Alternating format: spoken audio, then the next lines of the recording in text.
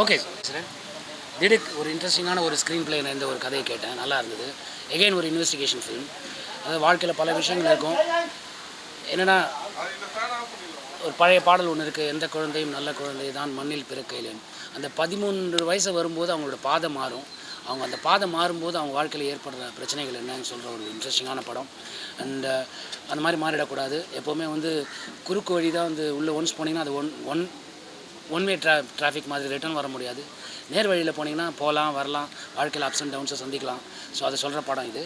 And எங்களோட தயாரிப்பாளர் Godfather, அவருக்கு வேறு பேர், பட் இருந்தாலும் காட்ஃபாதர்னு வச்சுருக்காரு.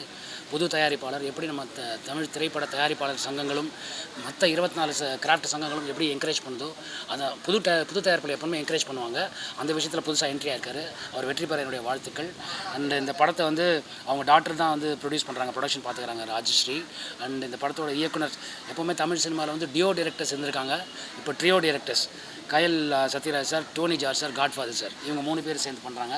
இதில் பெரிய ஹைலைட் என்னென்னா, தேனிசை தென்ற தேவா ஐயா அவர்கள் இந்த படத்துக்கு இசையமைக்கிறாரு. அது மிகப்பெரிய சில பாடல்கள் டியூன்ஸ் நான் கேட்டேன், ரொம்ப அருமையாக இருந்தது.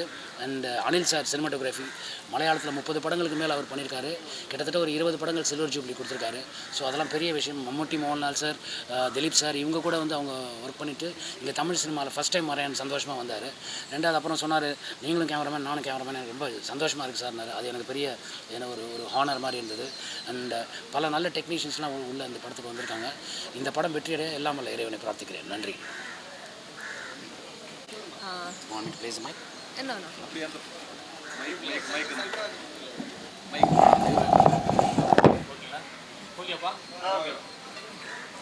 நான் ஐஸ்வர்யா. ஸோ இந்த மாதிரி ஒரு வாய்ப்பு தந்த producer Rajashree sir, godfather, DOP sir, Anil sir, director எல்லாருக்கும் ரொம்ப ரொம்ப நன்றி. ஆஸ் எ பிகினராக ஒரு சீனியர் ஆர்டிஸ்ட் கூட கோ ஆர்டிஸ்டாக பண்ணுறதுல ரொம்ப சந்தோஷமாக இருக்குது. அது சொல்லி வெளிப்படுத்த முடியல, அந்த மாதிரி சந்தோஷமாக இருக்குது. ஸோ நல்லபடியாக இது ஒரு இடத்துல போகணும், நல்ல வெற்றிகரமாக இந்த ஃபிலிம் ரன் பண்ணி முடியணும் ஒரு ஆசை இருக்குது. Thank you so much.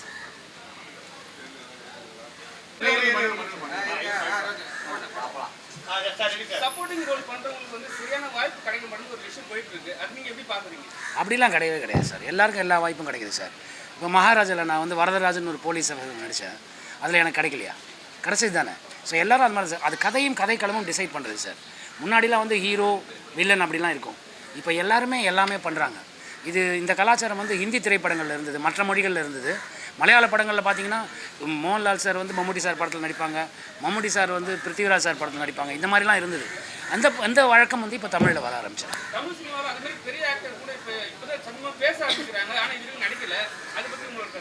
நடிப்பாங்க சார். ஏன் நடிக்கல சார்? இப்போ சூர்யா சார் விக்ரமில் பண்ணார் இல்லையா, அந்த மாதிரி தானே. அதுவும் இது சின்ன ரோல் தான், பட் அது பெருசாக பேசப்பட்டது. அந்த மாதிரி தானே அது எல்லோரும் பண்ணுறாங்க சார்.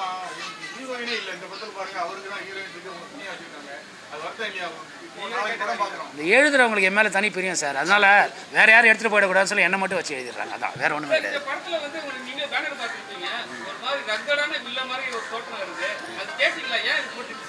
இல்லை, அந்த கதைப்படி ஒன்று இருக்குது, அது இப்போ சொன்னால் நல்லா இருக்காது. அந்த இது போயிடும், கியூரியாசிட்டி போயிடும்.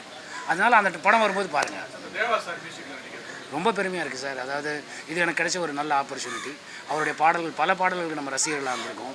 எவ்வளோ பாடல்களுக்கு டான்ஸ் ஆடி இருக்கோம், ஸ்டேஜில் ஃப்ரெண்ட்ஸோடலாம் சேர்ந்து இதெல்லாம் பண்ணியிருக்கோம். ஸோ அவரோட லைவான மியூசிக்கில் நம்ம பாட்டாக இருக்கும்போது பெரிய சந்தோஷமான ஒரு விஷயம் சார். என் குருநாதர் கிடையாது சார், என்னோட நண்பன். ஆமாம், நல்ல விஷயம் தானே சார். நல்ல கதையாக இருக்கும், நல்ல கதைக்களமாக இருக்கும். எப்போவுமே ஒரு வித்தியாசமான களத்தில் தன்னை ப்ரொஜெக்ட் பண்ணுற அனுராக் கஷ்யப். ஸோ அதில் இந்த மாதிரி ஒன்று இருக்கும். Most welcome sir. வெல்கம் பண்ணி தான் நான் கொடுத்தாங்கன்னா பண்ணுவோம். அது ரைட்டர்ஸ், டைரக்டர்ஸ், ப்ரொடியூசர்ஸ் அவங்க டிசைட் பண்ணுறது.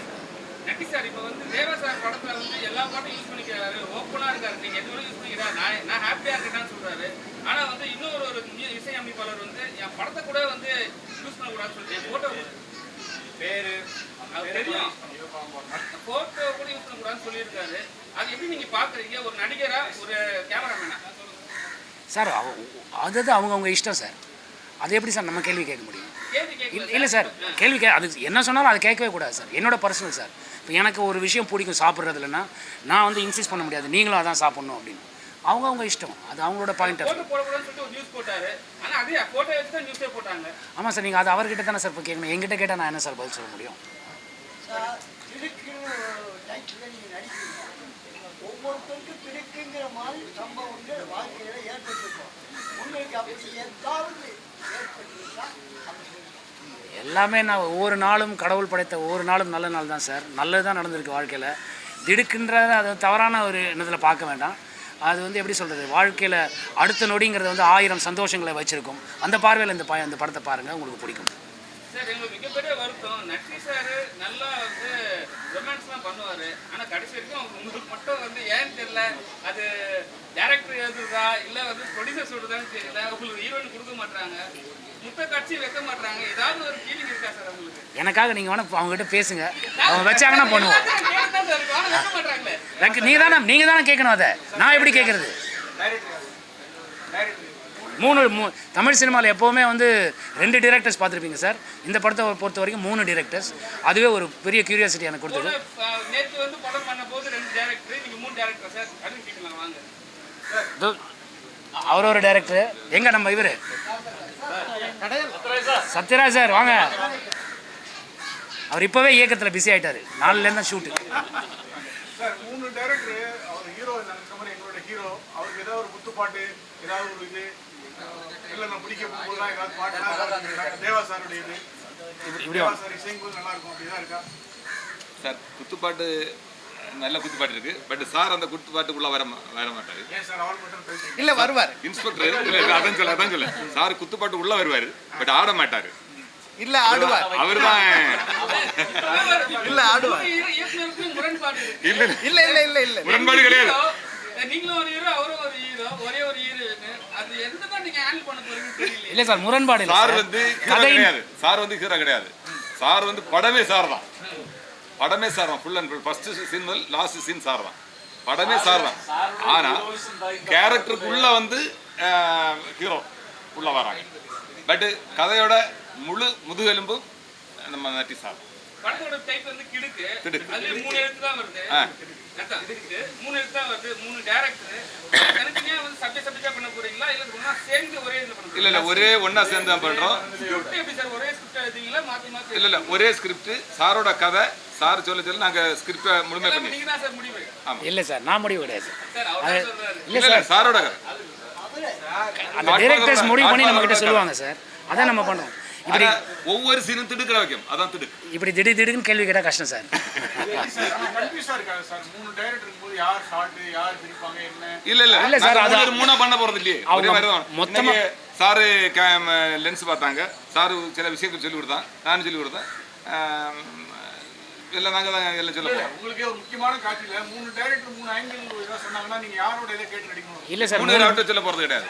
நாங்க 3 பேர் கன்சல்ட் பண்ணிட்டு அவர்ட்ட சொல்ல சார். இப்படி தான் இருக்கும். எனக்கு ஒரே டவுட் மட்டும் கிளியர் பண்ணுங்க சார். அண்ணன் கேட்ட மாதிரி தான் ஒரு விஷயம். இந்த 3 பேர் ஒரே டைரக்ஷன் பண்றீங்க. ஃப்ரேம் விட்டுருங்க சரிங்களா? உங்களுக்கு வந்து ஓகே டேக்கா இருக்கும், இன்னொரு டைரக்டர் வந்து ஓகே டேக் இல்லாம இருக்கும். ஆனா 2 டைரக்டர் வந்து ஓகேன்னுவாங்க. நீங்க யாருக்கு சொல்றதை முடிவு பண்ணுவீங்க? எண்ட் ஆஃப் த டே அவங்க தான் சார் டிசைட் பண்ணணும். இல்ல சார், என்னன்னா இப்போ வந்து 2 பேர் ஒரு சைடு இருப்பாங்க, ஒருத்தர் வந்து இல்ல இன்னொரு டேக் போலான்னுவாங்க, ஒரு டைம் ஆயிடுச்சுன்னுவாங்க, டைமிங் முடிய போகுதுன்னுவாங்க. என்ன பண்ணுவீங்க அப்ப? அந்த 3 பேரும் டிசைட் பண்ணி என்ன சொல்றாங்க அதான் சார் பண்ணணும். எப்போவுமே டைரக்டர்ஸ் தானே சார் ஃபைனல் அத்தாரிட்டி. அவர் ஓகே, அவங்க ஓகேன்னு சொன்னாதான் எல்லாம் ஓகே. எனக்கு தெரிஞ்ச ஒன்று நான் நடிக்கலாம், அதில் என்னோட மீட்டர் ஜாஸ்தியாக இருக்கலாம் கம்மியாக இருக்கலாம். அதை டைரக்டர்ஸ் வந்து சொல்லுவாங்க இது வேண்டாம் இது வேணும்பாங்க. அவங்க என்ன கேட்குறாங்களோ அதை டெலிவரி பண்ண தான் சார் நம்ம இருக்கோம். என்ன சார் டேட் இன்னும் ஃபைனல் பண்ணல, ஆனால் மொத்தம் 25 நாள் கேட்டிருக்காங்க. பார்ப்போம் என்ன நடக்குது. இல்லை, இதுதான் ஃபர்ஸ்ட் டைம். அதுதான் எனக்கு கியூரியாசிட்டி வந்து பார்ப்போம் என்ன தான் நடக்குதுன்னு.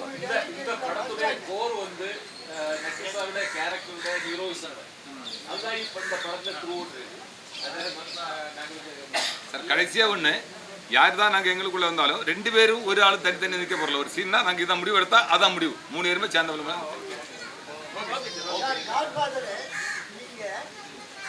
கதை எழுதிருக்கீங்க.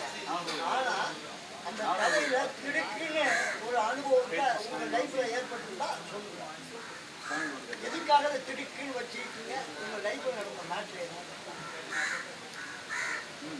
என் லைஃப்பில் நிறைய திடுக்கு சம்பவங்கள் நடந்திருக்கு. சின்ன வயசுலேருந்தே நிறைய திடுக்கு சம்பவங்கள் நடந்திருக்கு. லவ் 1 2 இல்லை, நிறைய லவ் வந்திருக்கு.